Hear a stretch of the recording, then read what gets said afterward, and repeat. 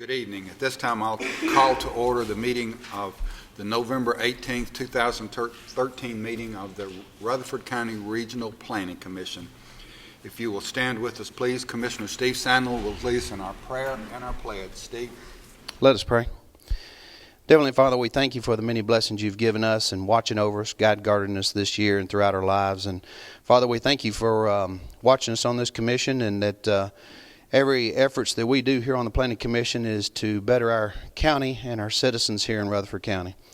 Father, let our decisions be the right ones, and let us do the right things here to encourage a better county and for it to grow and prosper as it has in many years. Father, we ask that you continue to put a healing hand on my friend and Planning Commission member here, Mr. Pettis Reed.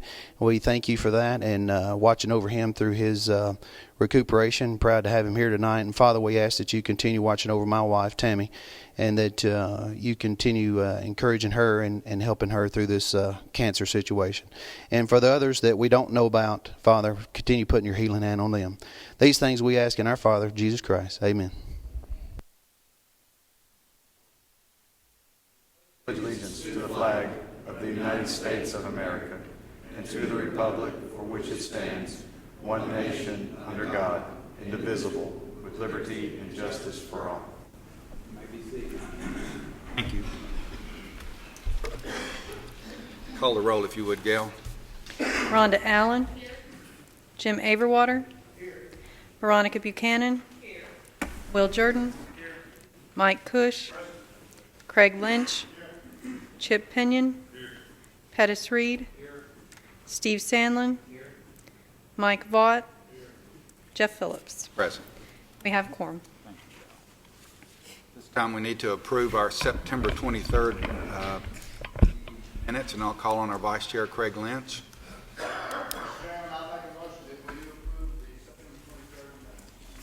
have a motion and a second. All those in favor of the motion to approve, please say aye. Aye. And that motion carries. Doug, items withdrawn or deferred? No, sir. Nothing withdrawn nor deferred. To our main agenda, item number 6, submitted for final plat approval. Item A, David Mosley, re-subdivision of lots 1, 2, and 3. The item number is 13-2044. 3 lots on 6.2 acres, zoned RM, located off Coleman Hill Road. David Mosley, applicant. Doug? Yes, Mr. Chairman, thank you. As you stated, these properties are located along Coleman Hill Road along the east side, just to the south of the intersection of Coleman Hill and Franklin Road. The subdivision was originally approved back in 2007. Essentially what the applicant wants to do is add some land from the large acreage tract directly to the south to these 3 lots, kind of squaring them up with the property immediately to the west. No new construction is proposed. It simply is just adding new land to the 3 lots.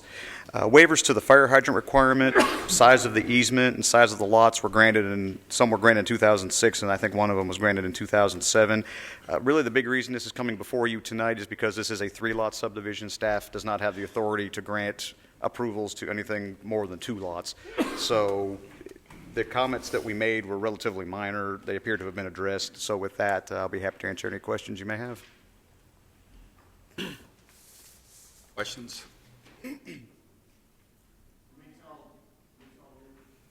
Yes, sir.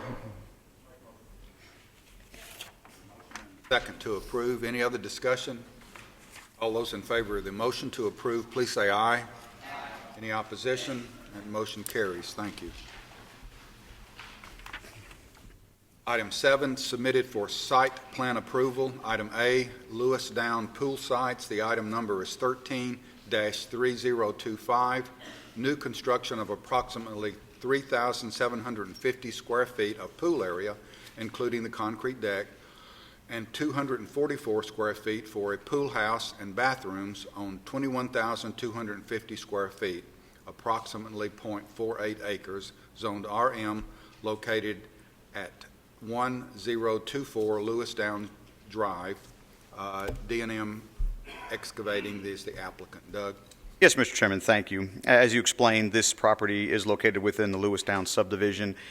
The applicant is proposing to put in a community pool on the property.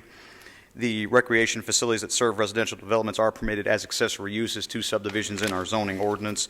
This plan was originally submitted for the September 23rd Planning Commission meeting, but was pulled off of that meeting. Not all the comments had been addressed at that time. The primary item we were waiting on was a landscape plan to demonstrate how they were going to landscape around the property. Since this is not a rezoning, it doesn't require buffer zones or buffer areas or anything like that, but they have submitted a landscape plan with the revised set of drawings that does appear to meet our requirements. And again, it's a pretty straightforward site plan. That was really the only thing we were waiting on. So with that, I'll be happy to answer any questions you may have.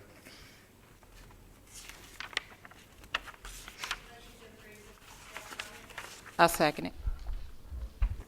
And a second. Any discussion? All those in favor of the motion to approve, please say aye. Any opposition? That motion carries. Thank you. Item number 8, rezoning request scheduled for public hearings. Item number A, Jerry LaQuarrie. Item number is 13-A016. Location is 4742 Franklin Road. The county commissioner is Trey Gooch. The size of the site is 4.71 acres. Tax map is 93.00. The partial is 66.00. Existing zoning is residential medium density, RM. Proposed zoning is office professional, OP. Doug. Thank you, Mr. Chairman. As you stated, this property is located along Franklin Road. The applicant's proposing to rezone this property for use as a daycare center. The existing structure on the property was damaged by fire earlier this year. Since that time, they have secured a building permit to make repairs to the structure. However, it's just repair of the damage that has been done. It's not to further the request by any means, to our knowledge at least. According to building codes, this building can be repaired, but would have to be brought to code if they wanted to do a daycare center. In addition, we've let the applicant know that if they would like to do that, and this is approved, any new structures that are constructed on the property, any parking, anything like that, would require the submission of a site plan to the Planning Commission for your review. Now, again, we believe it's the applicant's intent to try to use the existing structure on the property, of which he would have to revise his plans to show that the existing structure could meet the building codes and the type of occupancy for daycares. Now, a couple things with this. The general development plan for the Blackman community, which I'll call the Blackman plan, recommends the area to be used in a medium-density residential fashion. I did put a copy of the plan in your agenda packets. A copy of the future land use plans, again, has been included. That being said, the county's comprehensive plan recommends urban-style residential densities in this area, while also recognizing that some limited commercial uses may be allowed in this area. It's in the general urban character area. Staff was neutral on this application. In one sense, Office Professional, when he first submitted, he was wanting to look at maybe some sort of a commercial zoning classification. I recommended to him at that time that, if this is really what he wants to do and maybe some future office type development, the Office Professional may be a little more palatable than a straight commercial zone, which would allow a variety of different retail uses, which he said that would be okay to try that. Office Professional is generally utilized as a transitional zone between more intense commercial uses and less intense residential uses. So many of the uses allowed in the OP district can be complementary to nearby residential uses. Also, the property is located along a 5-lane state road, being Franklin Road, with a traffic count of right around 13,000 trips per day. Now, that being said, we do have some concerns about introducing non-residential uses in a predominantly residential area like this.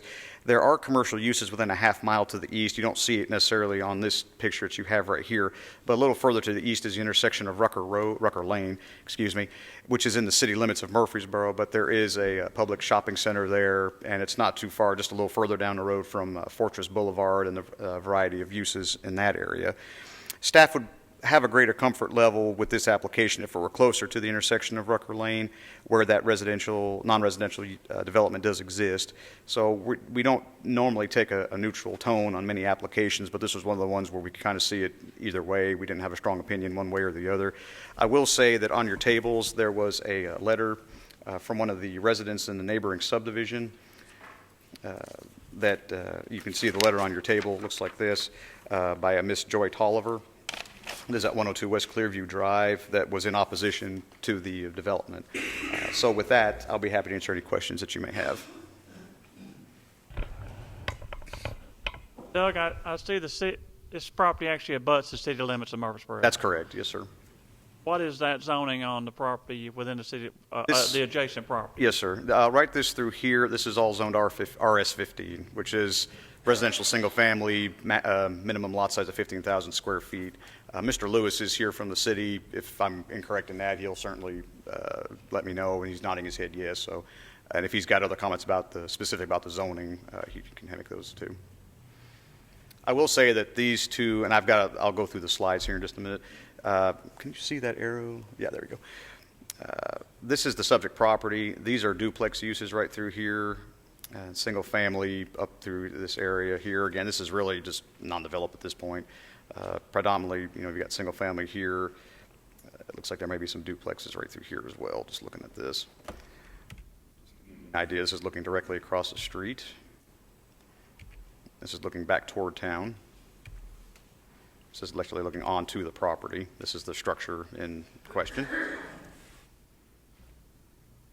Looking toward Franklin. And looking back across the street. Again, I'll be happy to answer any questions. How big of a facility is he trying to construct? Well, he's really just wanting to use the existing building. And I'm not exactly sure of the square footage of the existing building, but I don't think he's looking to do much more than what's already there, at this point at least. Reason why I'm asking, because the number of children will be conducive on how many in and outs and things of that sort. Yes, ma'am. And something that we'd have to do, if this is approved, something that you have to do, regardless if he's using the existing access, the existing building, or if he's building everything new, everything's got to be brought up to code as far as, the building itself, but also the access to the property, the parking, as far as it not just being a gravel parking area, it have to be a paved parking area, the landscape screening and everything. Since this would be a rezoning, they would require landscape screening around the three sides that are adjacent to residentially zoned property. Doug, what about that to the lower left, that there along Conquest Drive?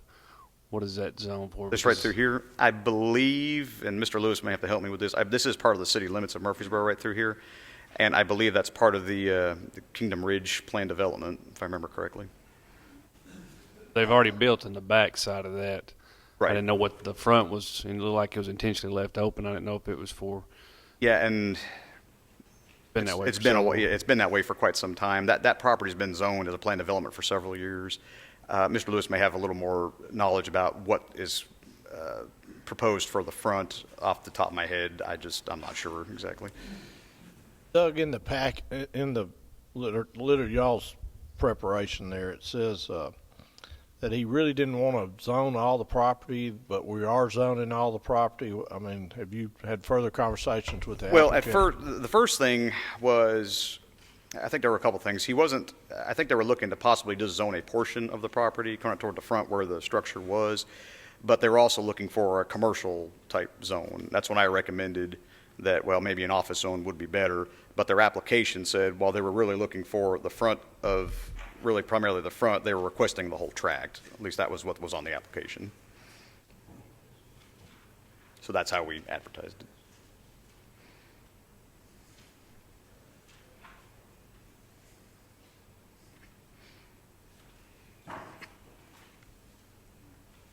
Doug, just make sure I'm clear. The definition of the office professional, or am I saying that right? Yes, sir. The real intent there is for those kind of businesses to be kind of a buffer in between a real commercial, or the borders of a real commercial type development, and then on the other side, a more residential type deal. Is that a safe way to explain that? I think that's a fair statement. I'll just read it right from the zoning ordinance. But what you say, I think you've summed it up pretty effectively. But basically it says the office institutional districts, of course there's two of them in this section. There's the office professional and then this the straight institutional zone. are designed to promote and protect the health, safety, morals, convenience, order, prosperity, other aspects of general welfare. Additionally, office institutional districts established by this ordinance are designed to provide sufficient space to meet the area's expected future needs for governmental, community assembly, institutional, and professional office space, to protect adjacent residential areas from offensive influences, and to promote the most efficient and desirable use of land.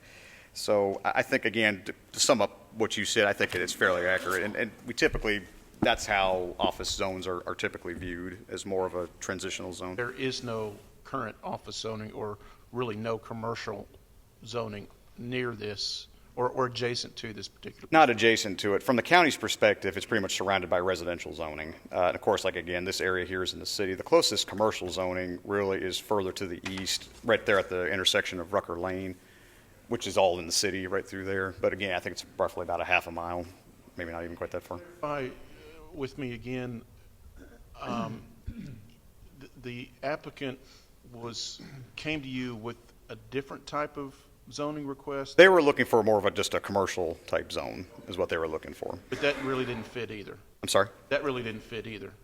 What I recommended they do is if they were looking to do a daycare and office type uses, that office professional would probably be more in line with what they were looking for as opposed to a commercial zone, which would still allow that, but would allow a lot more of the retail and just general commercial type uses as well. My problem is, right now, is I don't really see that as a buffer. I just see that as a little commercial, or trying to take a commercial piece of, or commercial business and stick it in a subdivision type area. I don't really think it fits the zoning that they're requesting, or at least the way it is on this site map. I really don't see it being the right fit.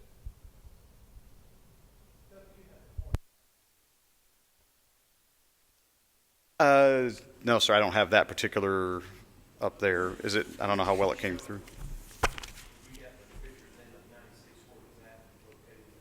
Yes, sir. I just, yeah, sorry. This is actually looking on the property here.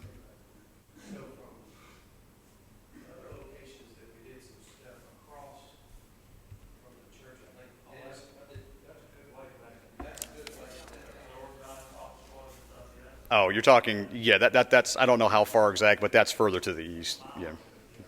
Because that, I mean, this view, when you're looking, well, sorry. How far to the east is Rucker Lane? Rucker Lane, I believe, I had it measured about a half a mile, within about a half a mile.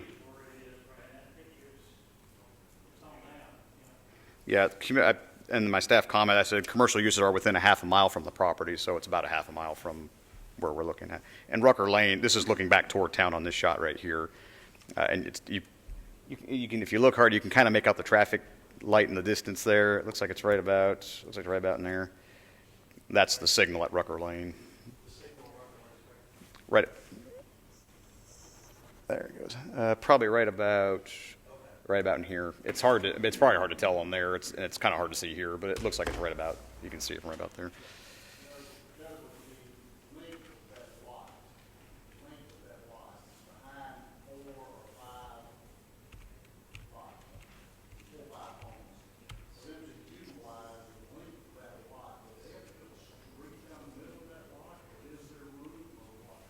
Well, their driveway, and again, I'm not sure if that's coming up or not. Their driveway is right about here. Okay, you can kind of see the existing drive. So, I mean, it's possible they could have a drive come through here and access, the property here. Now, something else to keep in mind that I spoke with the applicants about, something else I'll have to make sure of is that they have adequate septic area, for a daycare or something like that should this be approved, because it probably would have greater septic soil needs than just a single-family home would. Mm-hmm. I mean, they could still utilize that entrance, and then just they could build some things back here. I mean, that is a possibility. But again, a lot of that goes back to the suitability of the soils on that development and those kind of things. Those are things that they would have to all, research before they tried to submit anything. I just wonder if we're having too much deliberation before the public hearing. We got a lot of good questions going on, but I want to hear what brought up in the public hearing. So. Oh, but maybe no. Any other questions? questions would be appropriate? If not, we will get into our public hearing, and I'll declare the public hearing open for item number 13-A016. Anyone wishing to speak for or against this rezoning request may come forward, state your name and address, please. Didn't mean to put you off, but we were going to get to you. I'm not familiar with how this goes. My name is Philip Booker, and I have 2 lots. I would be, not counting the house facing 96, I would be the 3rd house, but the 2nd house down West Clearview. What concerns me is a heck of a drainage problem there. Water comes down and that road, and the county finally put in a sewer and went underneath the road, and then it goes down to the highway. But right now you would think it was great, but that lot that's next to me, which is mine, you get 18 inches of water on it, and it stands till it decides to go down, and it backs up against, it goes across on me, because that sewer they put in is not big enough to handle it. It goes across on me, and then it goes across on him, and then the other property where there's another old chicken house back there, it goes across there. But that property where originally I had it, I think he just wanted to go behind to the houses, right? Well, that area there would be the area that probably would not give a problem, but further back he's got a real problem there. If he did anything to it, it would be a mess. It would really be a really mess on me, and I don't want anything done that would be detrimental anymore to my property. Plus, another thing I'm kind of concerned about, if a person got it for commercial and he wanted to come in here and bring industrial equipment and leave stuff there, I do know that some stuff was there. And, heavy equipment, you got enough acreage and so on and so forth. Some stuff was there anyhow. But we'll take about a backhoe, of course. I'm not complaining about that, but if you left the loophole and you're in the construction business or whatever, you could use that as a storage area, for stuff. But the drainage problem is really what really concerns me. That's about it. Thank you, Mr. Booker. Okay, thank you for your time. Anyone have questions for Mr. Booker or comments while he's up here? Thank you, Mr. Booker. Appreciate you. Anyone else wishing to speak for or against? Come forward, please, and state your name and address.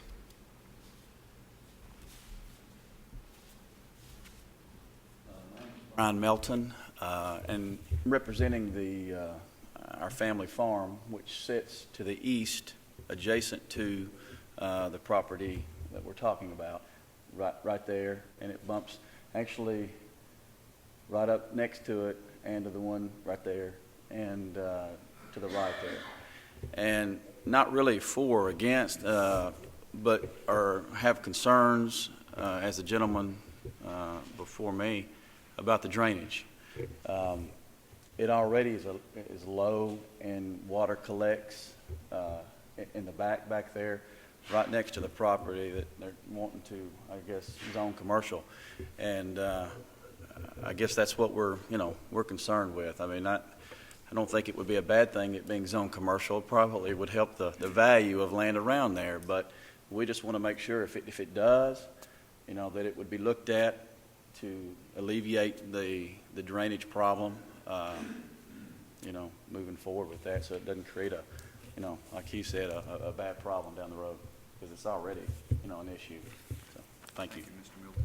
Doug, would you address right now for Mr. Milton happen as far as if the property were to be rezoned, what would happen as far as the drainage? Yes, sir, and I'll just be real brief, and then I'll also ask Mr. Hill, our engineer, if he has anything to add. Basically, if this were to be rezoned, any new development on the property would have to be brought in for our review with an engineered site plan.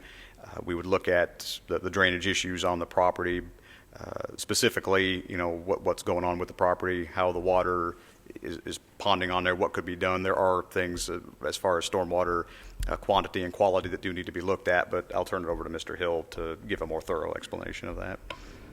Doug's absolutely correct. I'm not aware of the drainage issues out there. It's just never been called to my attention, but it's something that would be looked at the site plan phase and could be addressed. In essence, what you're saying is, both of you are saying, is that drainage issues would be addressed at the time that the site plan is put together. That's the things we would review. Anyone else wishing to speak for or against, please come forward.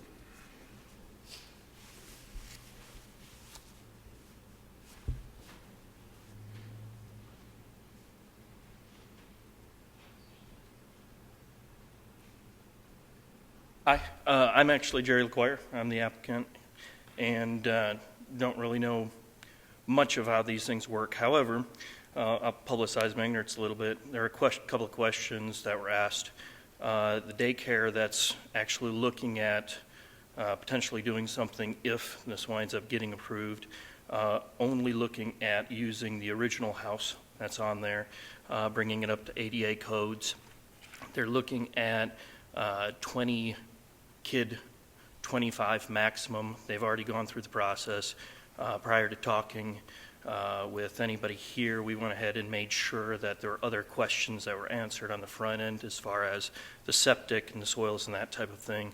The septic tank is actually off to the side of the home, not directly behind it, so if zoning did require any type of additional parking or entrance towards the rear of the house, that wouldn't come into conflict with where the septic tank is.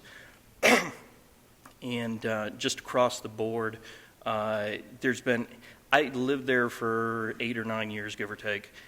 Personally, I never saw any drainage issues other than 2010, where there was standing water. Probably it's about 900 feet of depth, give or take, of that rear, and the standing water came about 600 feet from my rear fence line into the main portion of the field. Other than 2010, and I've heard a lot of people talk about the drainage issues. I don't know what has been done, what hasn't been done prior to me taking ownership of the home. However, it's been my, I apologize, that is my phone, and I thought I silenced it prior to coming up here. Anyway, but 600 feet from the back to about 150 feet from the rear of the house, 2010, during the big flooding. Everybody had flooding, had a major drainage issue there. Other than that, once again, I've talked to several of my neighbors, and they've talked about coagulation of water in the rear. I haven't personally experienced it, not that it's not there. However, regardless, we're not looking at doing anything in the rear. When we originally talked and put the application in, we were primarily looking at just doing that front original structure and really not doing anything else with the rear. So I just wanted to let people know some of the answers to the questions that were asked.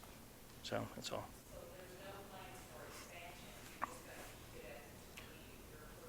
Yeah, I believe the cutoff is 25. I believe the septic that she had talked to him about said that on a septic tank with no changes, we could look at 20. And 25 is the absolute maximum that structure can handle as far as the health department goes. I believe in zoning they were talking about having a entrance and an exit out of the house. The concept would be utilizing what's there and possibly do a U-shaped type driveway going across the rear. But go across is, and I know really this is you guys looking out for the best interest of the neighbors, but I've got no interest in creating trouble or flack for my neighbors either. I was neighbors with them for 8 years. So whatever works best, we're fine with, but whether it's a U-shaped drive around or there should be enough room on one side to go in and out both directions. So you're going to live there, and you're going to... No. You're not going to live there? No, we're no longer living there. Okay. So is this your family that's doing this business, or is this... you're selling it? No, neither. It will be a tenant. Okay. Okay. Tenant live in the property? And it will not live in the property. I'm a little confused. Are you trying to just rezone this front third or the entire property as it's drawn up on the slide? The application is in for the entire balance of the property. We have no desire to do anything with the rear and have no problem only having a rezone for the front acre or 2 acres, whatever it winds up being. I believe it's 220 acres or something of that nature. So we don't need it other than the fact that the tax map had it drawn up and simply didn't know how else to approach it as far as, without having to subdivide it, et cetera.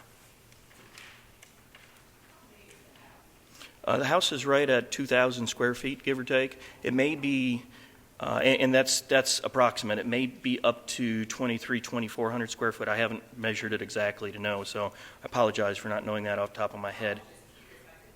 Yeah, it's between 2,000 and 2,400 square feet. So, thank you. Excuse me, you were Jerry LaQuarrie, right? I am Jerry. Thank you.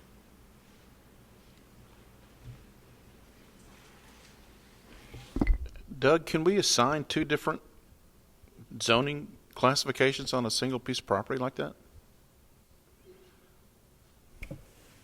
You can. I don't think it's the best use of land always, because really if you rezone a portion of it, basically he's not going to be able to do anything with the rear of it at that point, because he wouldn't be able to subdivide it for a house, because he would never be able to get the frontage on it that he needs for another lot. Generally speaking, I would just recommend zoning the entire parcel. There are times we look at some applications where they're just zoning a portion of the land, but we usually say cut that part off with a subdivision plat, just because it's more efficient that way. But there's nothing in the zoning that just precludes you from doing that, no. Anyone else wishing to speak for or against this zoning request? Anyone else wishing to speak?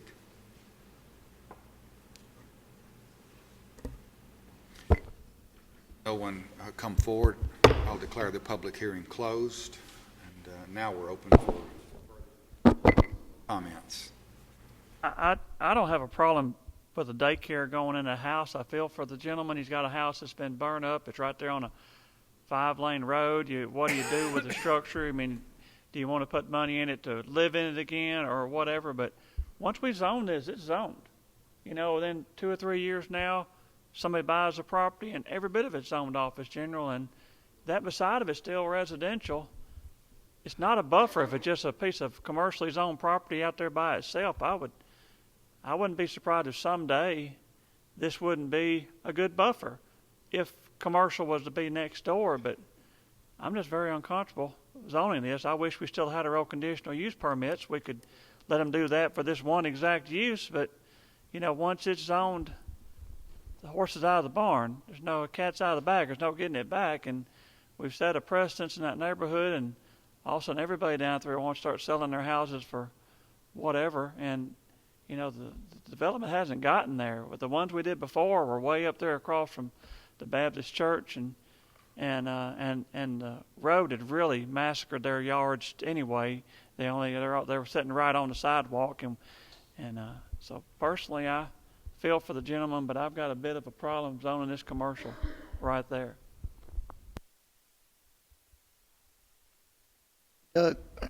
Recognizing the fact that there's already property, can this building be used, assuming it was rezoned, could it be used for any purpose without a site plan? In other words, can it just go OP tomorrow and the building be used and not have to make any modifications to the property? Or? I don't think so. There's a couple issues there. I think one issue, really more from a building code standpoint, is the fact that it is a residential home. There would have to be modifications made to, for, like the gentleman said, ADA accessibility, those kind of things. Also, from really more of a planning, engineering standpoint, again, it's a single-family home. They don't have the parking provided for a non-residential use, be it a daycare, an office, or what have you. They would have to submit some sort of site plan to show parking. There's also no screening that I can see on the site. They may have some existing trees out there that they could count for screening, but I doubt, just looking at this, that it'd be adequate to meet our regulations. So they would have to submit a site plan showing a landscape plan. Now, those improvements in and of themselves may not be enough to bring it to the Planning Commission for review, because they're not necessarily adding new structures. However, that would still require a staff review at that point, so we would still have to see some sort of a site plan. But an approved site plan would be part of the process to get a CO on the structure. That's correct. For his use. Yes, sir. Doug, with the house that's on there, can we put restrictions on that it has to maintain the atmosphere of that house in the community? I mean, he could tear it down and build a red, white, and blue building if he wants to, right? Yes, sir, he could. Okay. And cutting it in half, cutting that lot in half would be a little less intrusive. He couldn't use it, but... Right, but that presents its own challenges from a subdivision regulation standpoint. Again, looking at minimum lot widths and setback lines and all those things, could he, and then assuming that there's enough soils out there for two separate lots. I mean, and there's a lot of unknowns at this point because I really don't know what the soils look like out there.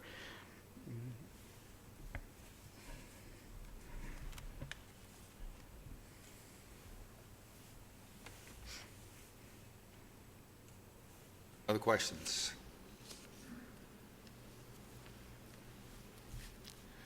Ready for a motion?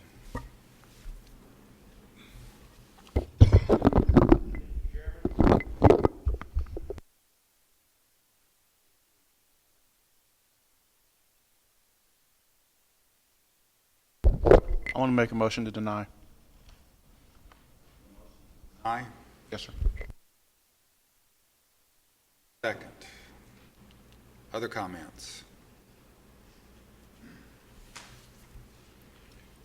Ready to vote? We have a motion to deny. All those in favor of denying the motion, please say aye. Any opposition?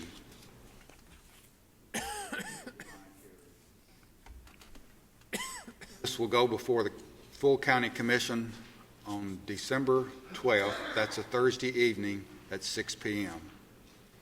with a recommended motion of denial. We're ready for item 8B.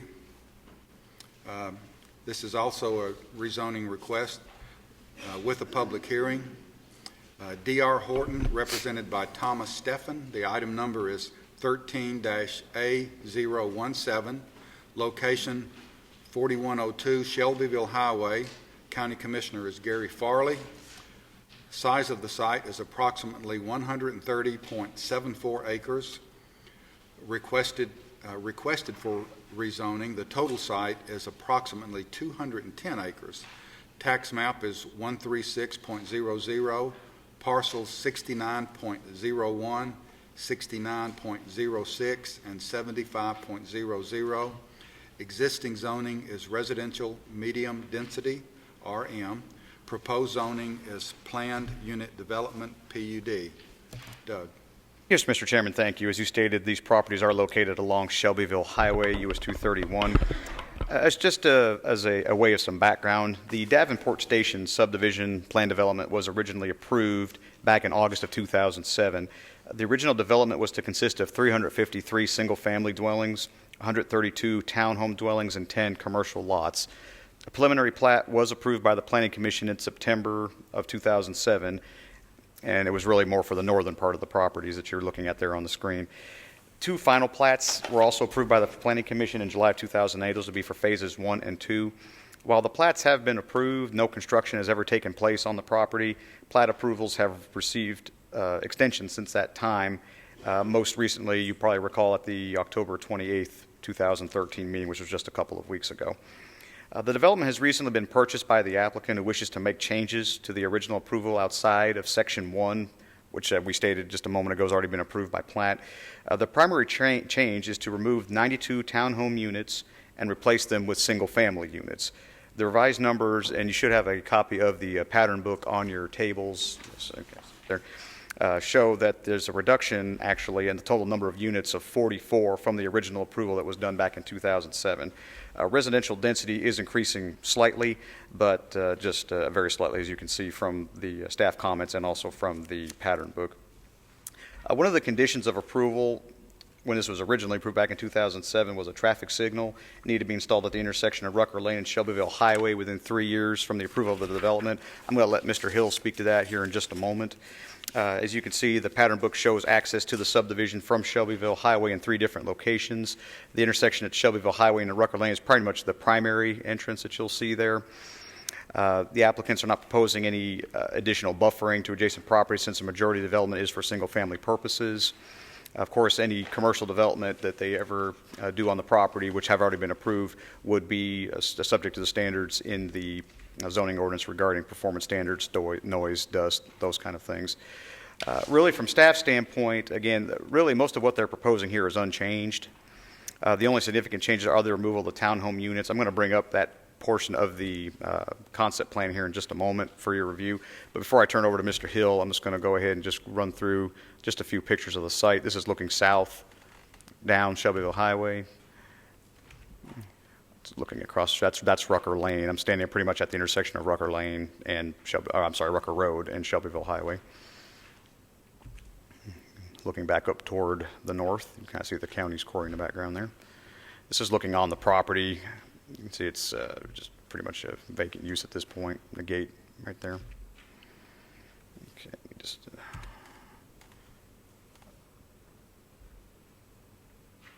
That's not where that is.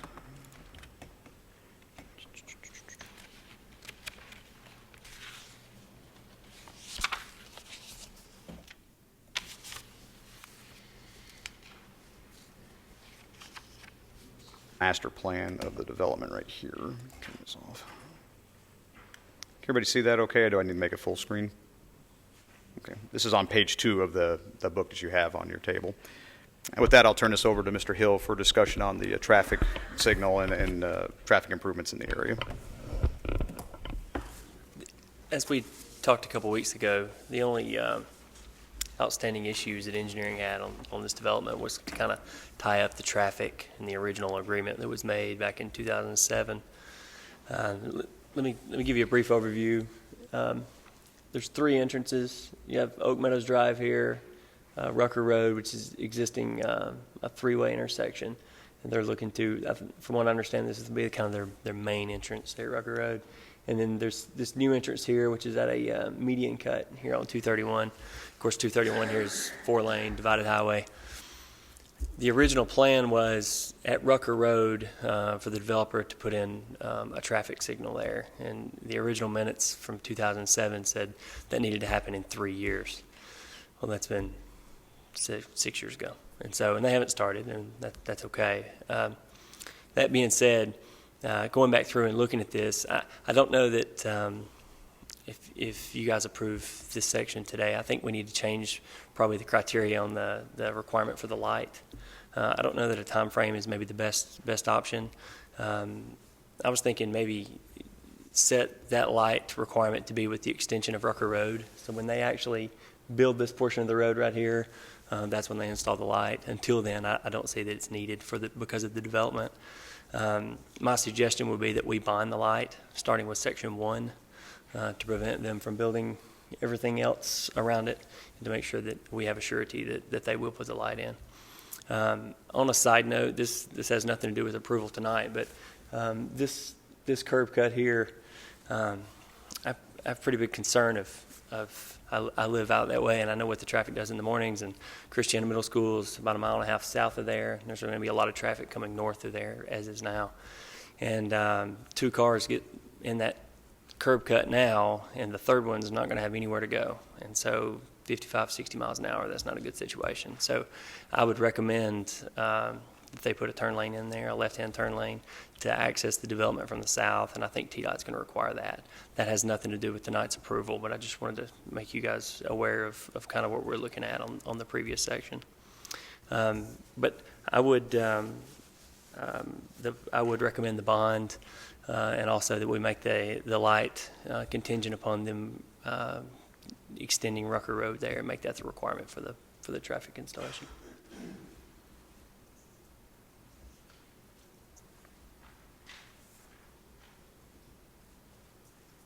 Questions for staff?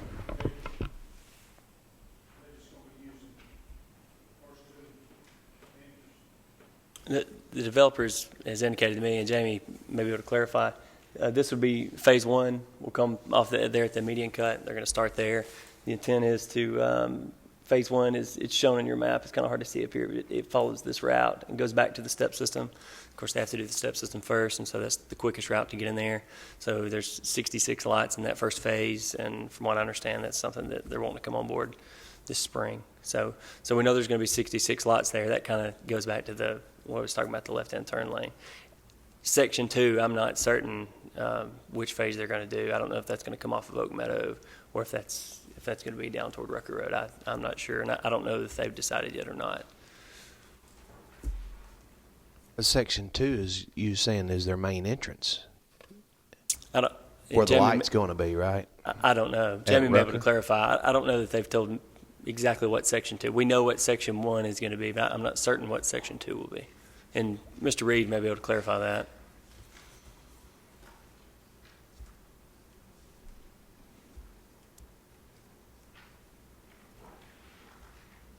Eric, with this being a state road, wouldn't they need permission for those additional access points, or are they already there? They will, and I've been working with TDOT. Engineering's trying to work a lot closer with TDOT to, I know in the past we've kind of had a interesting relationship with TDOT where we kind of made decisions and then just kind of wait and see what they do. And I'm trying to bring them in on the front end on a lot of stuff, and so that we can try to be on the same page. And so I've talked in depth with them about this, and they're aware of what's going on, and they're on board with everything. Do you think the likelihood that they would get those access points approved is good? I think so. The only other suggestion I would have, and this kind of goes along with my discussion with TDOT, that the original traffic study was in 2006, and 7 years that's enough time. I think we need an updated traffic study, probably for the whole development. I don't know that it's going to change anything. I think TDOT's going to require that, and so 7 years it didn't get better. I know traffic didn't get better in 7 years. Eric, the original thing that we saw, which I think was right after I got on, were there 3 entrances on that one off of Chevrolet Highway like there is this one? There were, and I'm just guessing at this, and the developer and Jamie can correct me if I'm wrong, but I don't recall, back then, I don't recall that being the original entrance. I think I had assumed that it was going to be the Rucker Road where the traffic signal was, and that may not have been the case originally. I don't really remember, but that's what's sticking in my mind. So that's kind of the issues we get into with these long preliminary developments. But I was thinking that was going to be the original entrance way, but I think it's fine to use that as the original. I think it's okay. I just think that if they do that, we need to protect ourselves with a bond on the light. Eric, talking about this stoplight, you're going to have 66 homes, did you say, already built using the entrance without the stoplight, but you're having them essentially put the money up in advance through a bond that will pay for the light if they don't do it. But if the light, and you expressed your concern about the traffic and the possibilities of people trying to make that turn, but I could see that the light, even though it's at Rucker Road and not in front of the entrance that's being used at that time, it could be a slowing mechanism or a calming process for that other intersection that's just up the road. To me, it would kind of make sense to go ahead and put the light in now and design it so that it can handle the additional entrance to be done at a future date.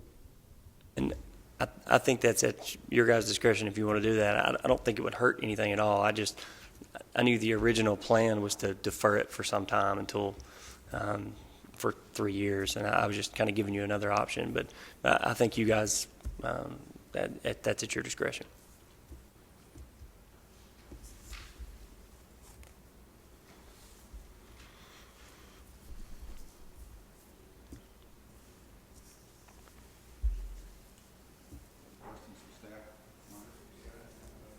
Doug, it's been a long time since we looked at it, or at least to my recollection, a long time. We looked at a PUD. Does this meet the open space requirements that we we went round and around on as far as a percentage of? Well, yes, I believe it does. That's actually why the plan development, it's only taking in a portion, but we requested him to include the open space that he was proposing originally in this. Plus, they have added a little bit, a couple of open space areas. You can kind of see them on the plan here, right in this area and here. So they have added some, but all this here is included as part of it as well. So I think with that yes, it meets the 10%.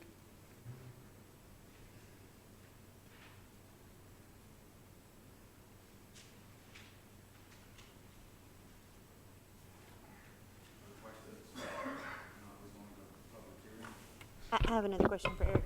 So, on the traffic light issue, I mean, that would have to be approved by TDOT as well, correct? Anything that happens on that road is going to have to be approved by TDOT, yes. Do you have any idea roughly what it costs to install a traffic light? I'm just curious.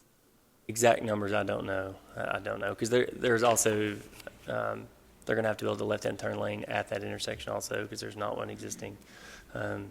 So there will be some asphalt work also, but it's, I'm going to say in excess of $100,000, Jamie.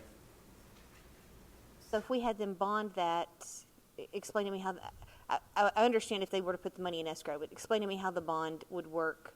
I would ask their engineer to submit to me what their estimation of it's going to cost would be. And we would require them to put up either a letter of credit or some type of cash bond or surety. And we would put that away somewhere. And basically, what I had in mind was as long as there's a preliminary plat on the books that says that this could happen, that the bond stays in place until the light goes in. And then that would prevent them, basically it would force the light to be put in. Would it be worthwhile at all for that decision to then become yours about when the light goes in? I mean, because I don't know. I think the intersection of Rucker Road could probably use a light today. Okay, so I think as soon as they extend Rucker Road on this side, that's the time that before any houses get final approval right there, I think there needs to be a light. What about to Jim's point that it could be helpful even before they extend that road? It could be. I mean, it's, that's, if I'm not mistaken, and Mr. Reed can clarify this too, the traffic study, it warrants a traffic signal now, existing traffic.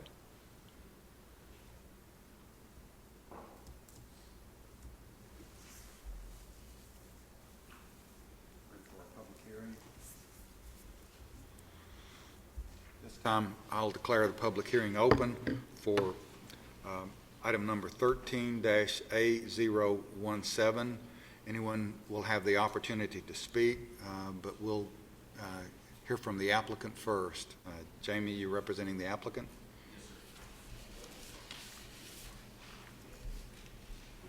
I'm Jamie Reed with SEC. Because there's a lot of questions, I guess we can kind of start off the first. I guess go over some of the stuff with the traffic. We're not opposed to putting that left turn lane in at that entrance, the second entrance up there that we're talking about, or doing the traffic study. I guess the issues are the traffic light, the timing of placing the traffic signal there, I guess is what we need to discuss, I guess. And we're not opposed to bonding like Eric did. We just need to know the timing of it. There's no reason for us to put it in now because there's nothing going to, we don't have an entrance road there at that location at that time. But we are looking at that as being somewhat of our second phase, Section 2. But to answer y'all's other question regarding Section 2, exactly where that's at, we still don't know that exact location. The main purpose of Section 1 is to get back to CUD to build the step system for the entire subdivision. Once that's developed, we have to have access out there to that and to provide water back there. But as far as the access for Section 2, we're not real sure, and more likely it won't come off Rucker Road. It'll stub off of one of the other little stubs. But ever how y'all want to do the bonding or the timing of it is, as long as we don't have to do it now, because we're not tying to it. That answers some of your questions there first. I guess I'll flip through the booklet and kind of go over some of the stuff, the key points that Doug went over. Basically, this was approved back in 2007. The big key to this, like Doug, reiterate what Doug said, is we're eliminating roughly 44 units from this. We're removing the townhomes from the development, reconfiguring some of the road patterns in the development, adding some more open space and common space to the development. We're adding a swimming pool amenity package in the middle with some more open space. Kind of flip through here to the back. Yes, sir. Yes, sir. Same exact name. They're still going to keep the same brick and stuff like we had talked about that was originally approved. That's not going to change. The average lot areas are actually 7,800 square feet now. The typical lot dimensions for this section we're rezoning is 65 by 120. Still going to have the decorative mailboxes, sodded front yards, the concrete drives with the front entries. There will still be a homeowner association with a third party here, and still approximately 19 acres of open space for this. Still sidewalks are on along one side of the streets throughout the entire development. And on pages 8 through 9 kind of shows some of their D.R. Horton's style of homes that are going to be in this development. And on the last page, just to be the very end of it, is the amenity package. Still, they're going to put the tot lot, playground, amenity package in, and the pavilion and stuff in the back, but as they were before. But also, they're adding the swimming pool amenity package up front, kind of mid-section of the development. Excuse me, Jamie, did you Yes, sir. just say that the pool would go in early? Yes, sir. It's my understanding we're going to try to shoot for it section 2, the pool section, right, Thomas? The pool section. Yeah. Yeah. Section 2. We're going to try to get that in section 2. This the next phase, since it abuts the section 1 going in right now. Okay.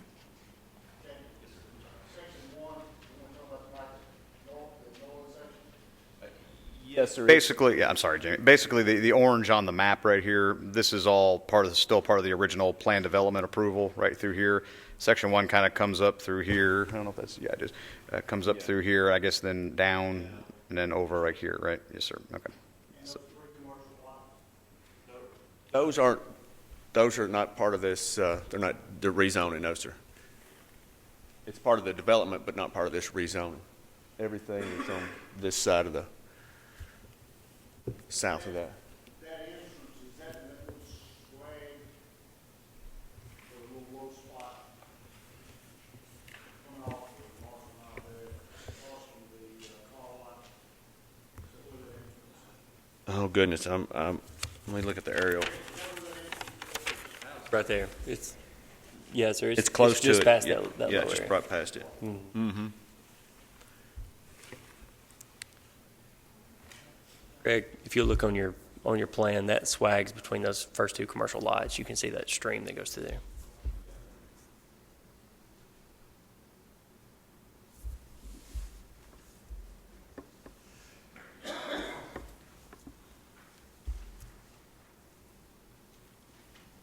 You have agreement to go ahead and put a left-hand turn lane there. Is that what you said a while ago? We're not opposed to that. Yes, sir. That's what we talked about with Eric, and we're not opposed to adding that to there. I'm for safety as long as, and so was D.R. Horton, and we'll work closely with Eric and then the TDOT submittal to add that left turn lane in there. The way I'm understanding this is that where we were talking down here, Rucker Lane, that could even possibly not even become an entrance. Is that what No, we're going to definitely have one there too. We're going to have a left turn lane in there coming northbound, and we'll have one also, so we'll have 2 left turn lanes. Just don't know when that will be. The timing of that is just we don't know if it'll be our 3rd phase, or won't be our 2nd phase, but it could be the 3rd phase. It's just some timing issues on that. Well, the first phase is the one going. Well, I don't know if it'll be 2nd phase, 3rd phase. I don't know. I know it won't be the 2nd phase when we tie into Rucker. I just don't. I'm not speaking for D.R. Horton a bunch, but we really haven't decided on the section layout of the future sections. Our key point is to get first and foremost the step system built, get an access to the step system back here, supplying it with water, and then the step system, and then teeing off from there. It's just it hurts us because from a development standpoint because the step system's in the rear of the development. So we have to build infrastructure all the way back there to it to have access, and then build all of it. But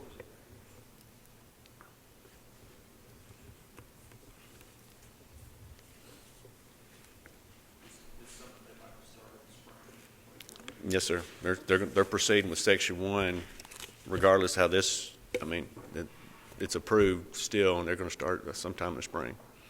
Jamie, that Kubota thing, wasn't that either up here or down here? It was this spot? That rectangle package right Oh, this, okay. That's not part of this. Mickey Mitchell, the original owner of all this, he's keeping that section there. That track We with the put some Kubota. stipulations on that, into that entrance, didn't we? And Yeah, as I recall, there was, if that were to develop, there was an escrow. I forget the exact amount, but there was a amount of escrow set aside for those two commercial lots whenever they developed. I don't remember it being a significant amount of money, but again, that development fell through, unfortunately, so they're just vacant land there still at this point. oh, so it has fallen through. Yes, sir. Okay. Well, I didn't want to get the waters muddied too much, but it just seems like my aspect of the whole project was on this Light and Rucker Road, and that entrance being the main entrance. And this is me assuming, so that's where I've gone wrong, is assuming, because this right here now you're talking about third phase, so it's all. I mean, that's way on down the road. If the development is going by how it's driven by the purchase of the lots and building and all that sort of stuff, I mean, hopefully not that far down the road, but you know what I'm saying? But we're not anticipating it to be that far, but yeah. they're building 60-something lots to take off from the first is what's... So our main event here on traffic then has got to be this middle part right here where they're not going to have a light. We are turn lane. Going to do the turn lane. Yes, sir. And then, but it's not going to have a turn lane on the south side. No. Both of them are going to have a turn lane. They are, okay. Yeah, right turn in and a turn lane. And we're doing, a suggested another traffic study that'll hopefully come back and say it warrants a signal. I mean, you're thinking about a signal there too? No, just on Rucker. I'm just saying, but we're doing a traffic study to say that it warrants it. Yeah.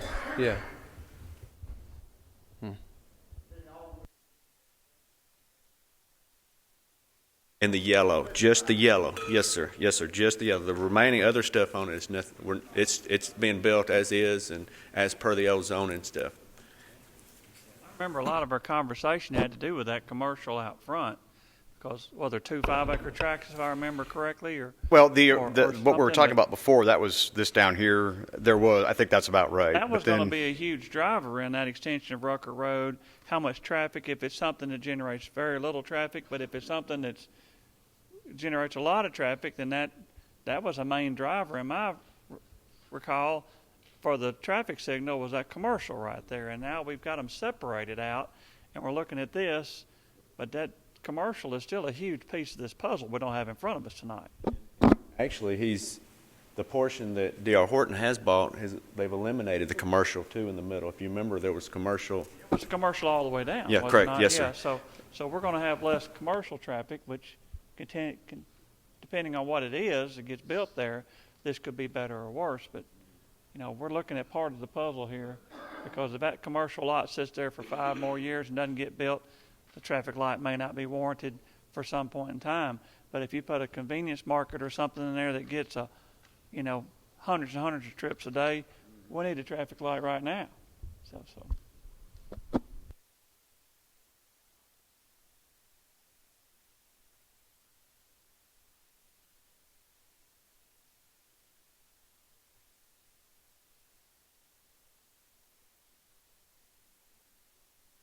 Questions? Other questions for Jamie while he's up here? Stay close. Anyone else wishing to speak for or against this request, please come forward.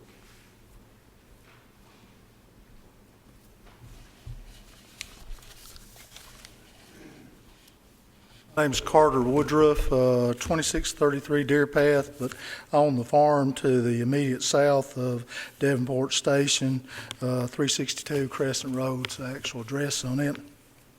Jamie had provided me with a package, and I appreciate that, everything that they're doing.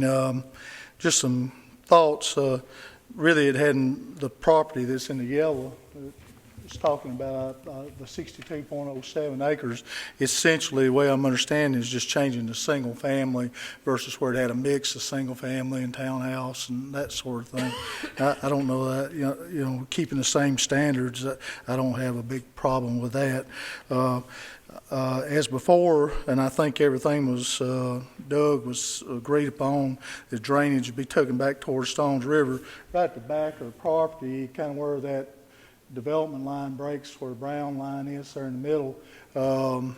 That property gets lower. It's higher up here on my farm, and it's higher back by the step system, and it's lower right there. And as long as the drainage can be taken on back Stones River, because water tends to want to stand in there anyway, so just looking at extra water off of the development. But I think y'all had that worked out originally before. Yeah, and that's something, of course, as that development comes online, as we That'd be see something that, y'all will look at right, it with would that. Just a question, and I don't think it would be, but by changing the nature of this zoning, will it have any effect if I ever wanted to zone my property, changing it from what it was before to this now? Right. I mean, really, the only thing they're doing is reducing the amount of units. So, I mean, that in and of itself, I mean, even if they left it alone, wouldn't have any impact for you ever wanting to develop your property. Of course, you would want to sit down with us and we discuss your plans and everything, and then would have to go through a similar process. Yeah. And only other comment, and that's just from living out in the area and being back and forth, I do highly commend those turn lanes. When you come off 231 down south, you're coming off of Marshall Knob, as all of you know, and without traffic coming across into the development there, if you don't have some staging or deceleration lanes in there, it could be rough coming off that hill. You got the empty bottle up there. There's a lot of distractions sometimes with truck drivers and stuff coming off that hill. So depending on what time of year you're coming through there. So, you know, I would highly, I agree with what you said on that and putting those in and stuff. But that's all the comments I have, Mr. Chairman.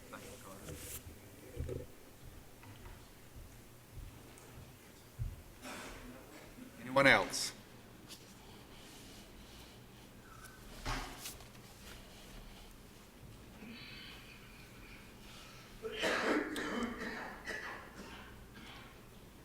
Hi, my name is Terry Berry, and I live on Hemlock, and it all looks yellow to me. So I'm really not sure what you guys are talking about in some parts of this, and I have a few questions about the use of Oak Meadows Drive, because currently there are about 20 homes back there, and that's our only exit out of the subdivision is Oak Meadows Drive. Hemlock does not come, it comes all the way to 231, but it's gravel for the last piece of it, so you can't drive up and down it. So my concern is, and maybe I didn't understand this right, when you start phase one, are you going to open Rucker Road or Rucker Lane, whichever one it is, or is your entrance and exit going to be Oak Meadows Drive for a while? Because if that's the case, that's a big problem, because Oak Meadows Drive it's not even striped. There's no sidewalks. There's no gravel on either side of it. It's all field. And it's not a great road to begin with. So if you're going to use that as your main exit and entrance for phase one before you put in a turn lane, to me that's going to be dangerous. Like he said, when you come over the hill past, sadly, the empty bottle, when I turn into Oak Meadows Drive, I have to get off on the shoulder of the road. And quite honestly, it's embarrassing to put the turn signal on an empty bottle because I think people think I'm going in there, but if you don't get on the side of the road, they will flat run you over. And even if you get on the side of the road, I've had people, semis go past me and the car rocks when they go by. So they don't slow down coming over that hill. So if that's the only entrance and exit you're going to have, I anticipate some serious accidents. That's one of my biggest questions. And putting the turn lanes in, I don't know about construction equipment going up and down Oak Meadows. Again, I don't know what you all are planning on doing in that aspect of it. And then the commercial lots, I said, you said those are separate, but my concern was where are they going to be and what are they going to be used for? So those are my concerns. But I'm really glad it's not a Walmart. Thank you, Ms. Berry.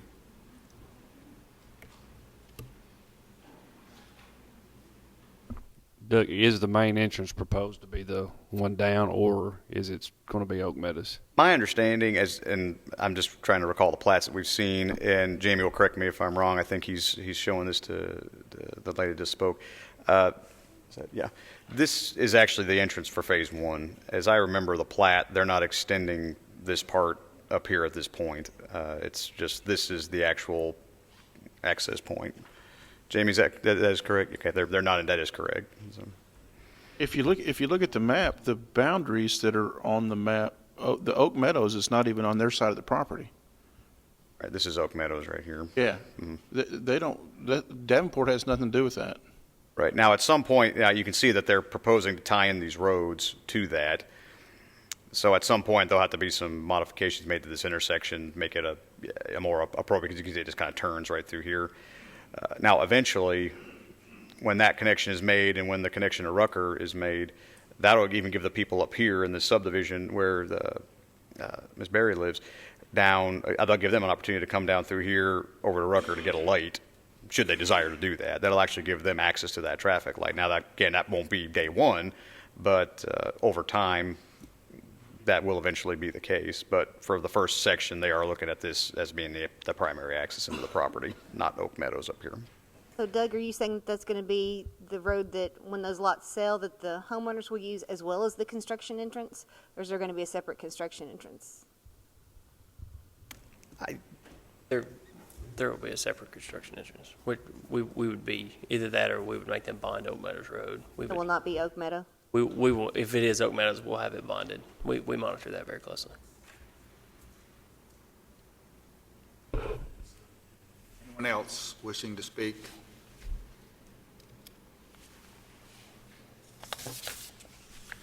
Seeing no one, I'll declare the public hearing closed. Eric, back to Oak Meadow. Will this Phase 1 be able to use Oak Meadow ever? When you say Phase 1, I'm not talking about the orange up here, but yes. this first section is just this corridor. And if you look on page 2, you can see the black line on the back of these lights here, this cul-de-sac. You can see that phase. It does not connect through. It will stop. Okay. The phase line is right here. So that section 1 will not be able to connect to Oak Meadows. They're literally going straight back to that step system with them. But eventually, they will be able. Oak Meadow will be in the mix here. It will. But as far as a construction exit, it will be after this first phase. So I mean, we could always reroute traffic to here or do something else. But we will monitor that closely.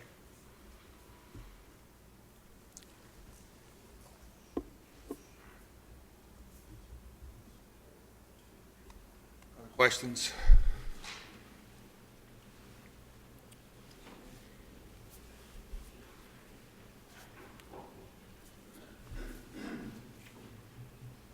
Ready for a motion?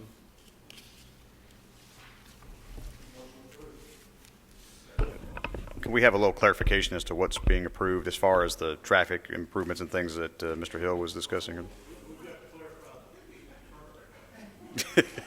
We need to clarify exactly on the turn lane and exactly. Right, I'm not so much concerned when it comes to the first sections. Okay, as Eric said earlier, that's really outside of this. But as far as the traffic signal, the timing, the bonding, those kind of things, that's real. We just want to make sure that whatever recommendations are made here, we want to include as part of the plan development because we can do that here. But I just want to make sure that we're all on the same page. This turn lane here that we talked about, that's section 1. We've been working with Jamie and TDOT, and that ball's already rolling because it's not heard tonight. So this turning lane is part of it, part of the approval process. That's already passed. The actual turn lane, there's 2 turn lanes. This turn lane this one's already taken care of in theory. Was the upper turn lane or what would be the middle access to was it approved in the first approval? Wasn't discussed. So don't we need to discuss it now then? That's a Josh question. You're talking about the upper turn lane? Which one are you talking about? Middle one, which will be the primary. You're talking about this one right here. The reason I say that, it will be the primary entrance for a substantial amount of time, Well, depending on how fast. right, this still does require final plat. This section still requires final plat approval from the Planning Commission. This will be coming back All before right, you. we can do that then. Right, but I don't think it'd be appropriate to address that situation with this zoning application because it really is separate. And I think the developer's engineer, we've been on the same page, and I feel confident they've been good to work with on this, and we've been on the same page on the traffic. I feel like they're going to do what they say they're going to do.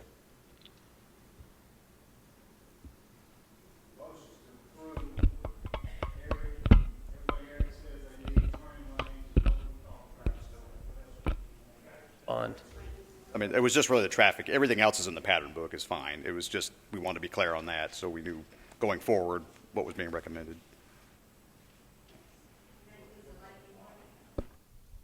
Light be bonded in traffic study. Mentioned bonding that light or putting up a bond or whatever. Is that included in the motion?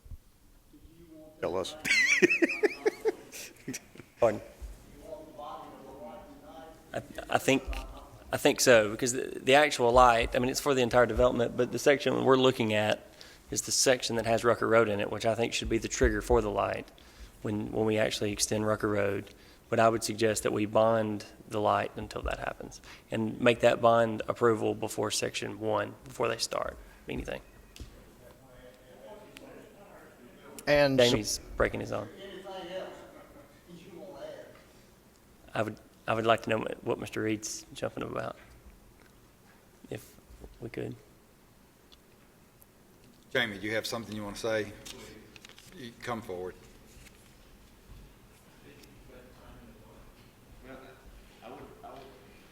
Make that motion, I would make it contingent upon the warrant, the traffic warrant, because if the traffic warrant comes back and says something different, you're going to make them bond something that's not required.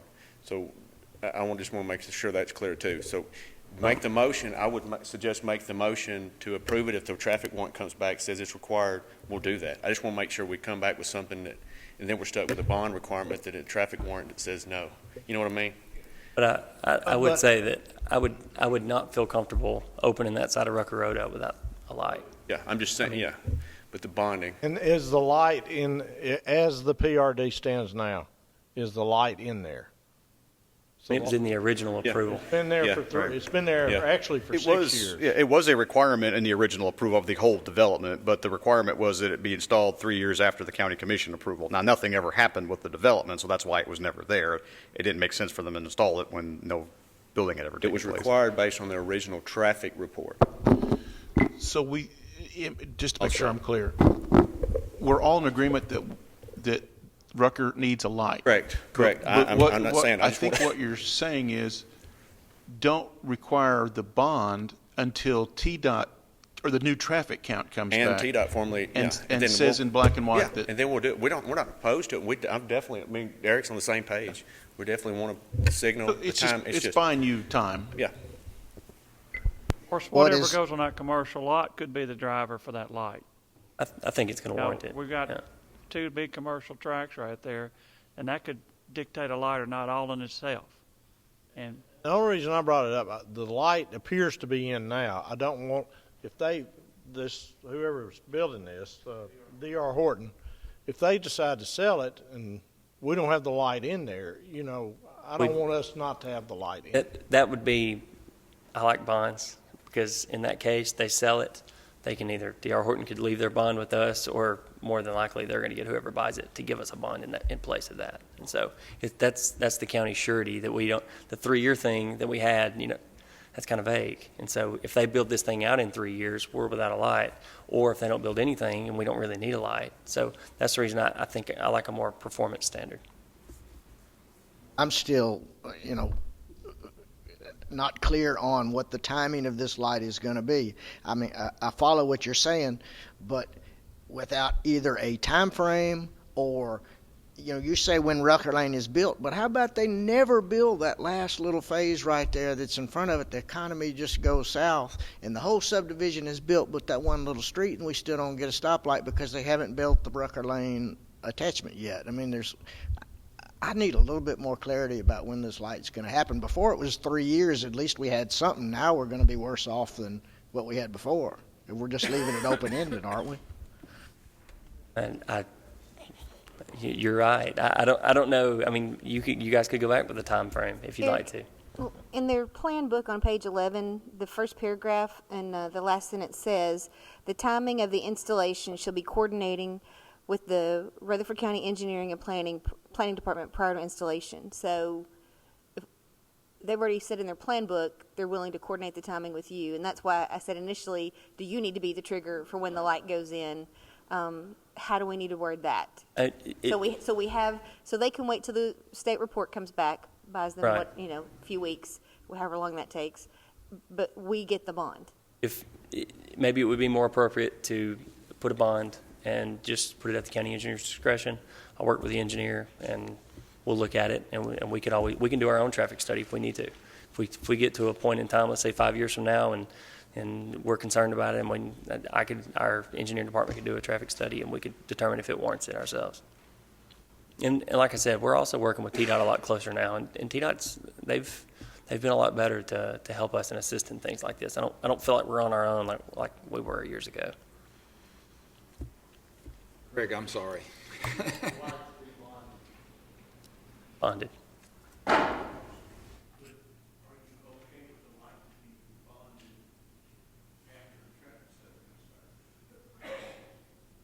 I just think the light needs to be bonded before Section 1 final plat is approved.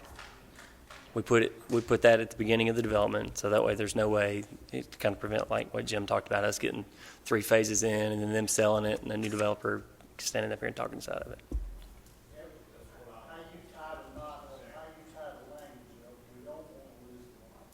Yeah.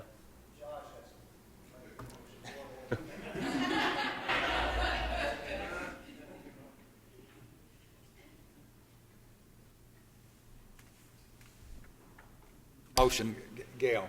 You have any ideas? Just an approval. Approved with the turn lanes and traffic study so far. That's what I've got.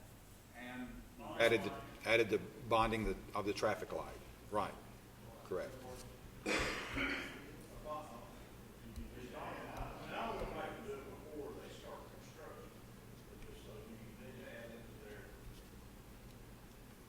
When they're going to bond the line. If you're delaying the bonding and tying it to something, then yes. And we need to know what you're tying the requirement to bond to. And to clarify, yeah. And to clarify what I mean by bonding the light, that means the improvements. That's the turn lane and the lights and the wires and the poles and everything. I mean, that's the improvements. So.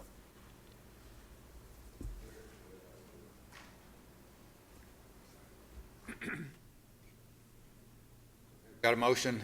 I don't think we had a second. We do now, for sure. Motion is to approve with conditions that we've just talked about. Basically, they become part of the plan development, so you're not necessarily conditioning the rezoning, but it's all part of the plan development packet, and I'll have the applicant revise that before the county commission meeting, so they'll have updated booklets for that. Thank you for that clarification, Doug. A motion to approve and a second. Any other questions? All those are in favor of the motion to approve, please say aye. Aye. Any opposition? That motion carries. Thank you.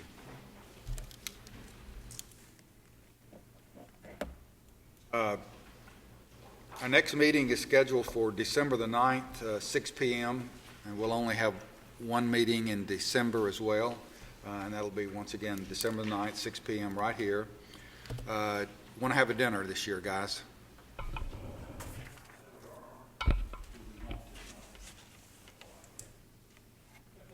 I'll take that as a yes, and we'll have that before Eric to cook.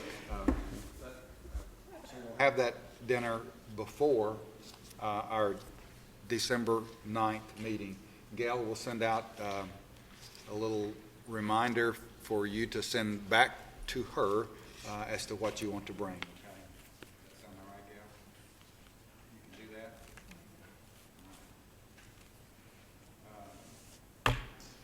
Anything else? Just one item I did want to bring up. On your tables, you should have passed out a calendar of next year's meetings. This is a preliminary calendar at this point. As far as the deadlines and everything for rezoning planning commission meeting, nothing really has changed here. Those meetings are pretty much set on the top there, the second Monday of every month. I don't think we're going to be impacted by any holidays this year like we were this month with Veterans Day. I did have a question, however, on the bottom list. You'll see there on the bottom part of the page, you'll see a line in red where it says October 24th or November 7th for the deadline, and then no meeting or November 24th. This year, we decided to just have the one planning commission meeting in November, similar to what we do in December. If that's something you'd like to continue doing moving forward, then I will use the October 24th date and no meeting. If you think we would need a second meeting of the month, or would like to have a second meeting of the month on November 24th, then I'll amend it to say that, November 24th and then November 7th for that deadline. But I wanted to run it by you first before I did this and started making copies of it for everybody and posting it on our website, just to see what your thoughts were on that. Sometimes it'll be right for Thanksgiving, the meeting will. Sometimes, like this year and next year, it'll run into when it's on the same week. It just depends on how the days line up. But it's up to you how you want to do that going forward. I'll be here regardless. So.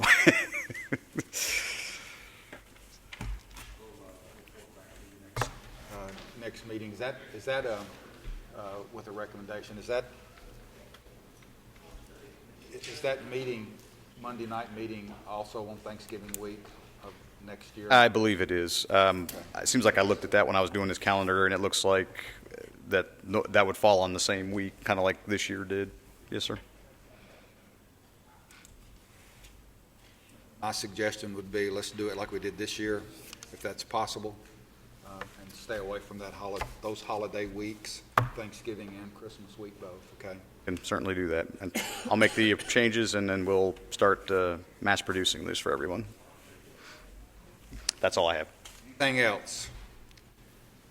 Thank you for your attention. Audience, thank you for your participation. We are adjourned.